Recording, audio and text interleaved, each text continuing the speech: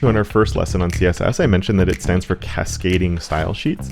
And the cascade, as I said, is an important part of CSS. And I think now is a good time to actually talk about it, because it's one of those things that can sometimes get in the way without you realizing it. And VS Code has a few things to help us prevent running into problems.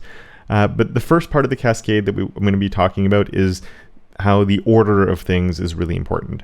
So just to show you, here I have my color of blue, and then if I come in and I say color of red here, and I hit save, and we go to refresh, before I hit refresh, think what color do you think is each one going to be? Because the browser needs to pick between one or the other one. And we're going to refresh, and it's gone to red. If we have two values of this on the same property, the second one is always going to win. And let's take this red off from here. The same thing applies if I come all the way down here and I do an H1 and I say color is, let's make it a different one. We'll make it yellow, even though it'd be really hard to read.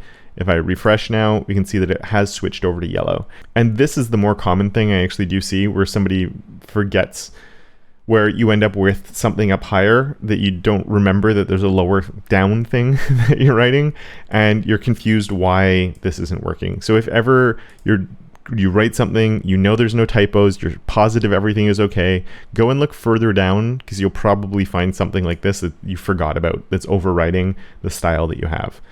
So let's remove that yellow, because we definitely don't want it. Refresh this. It comes back, and this is for anything we're doing. The order in CSS is extremely important. Sometimes we can take advantage of that and actually overwrite things on purpose, but most of the time it is something that you tend to want to avoid. When it comes to at least having the same selector two times.